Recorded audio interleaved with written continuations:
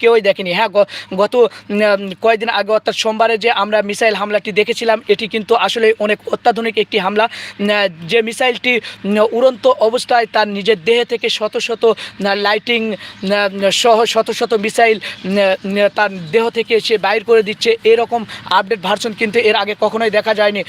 লক্ষ্যবস্তু লক্ষ্য করে কিন্তু মূলত যে আপডেট ফাতা 2 রয়েছে সেটি কিন্তু ছুটে চলেছে, আর তার দেহ থেকে বের হয়ে শত শত লাইটিং এবং ছোট ছোট যে মিসাইলগুলো রয়েছে তারা কিন্তু তাকে গার্ড দিয়ে নিয়ে যাওয়ার মতো। অর্থাৎ একটা সরকারকে যেমন, একটা প্রেসিডেন্টকে যেমন অনেকগুলো গাড়ি বহর দিয়ে, গার্ড দিয়ে এবং সিকিউরিটি গার্ড দিয়ে যেমন গন্তব্য স্থানে নিয়ে যাওয়া হয়, ঠিক তেমনই কিন্তু ফাতা 2 এর মধ্যে আপডেট একটি ভার্সন ব্যবহার করা হয়েছে।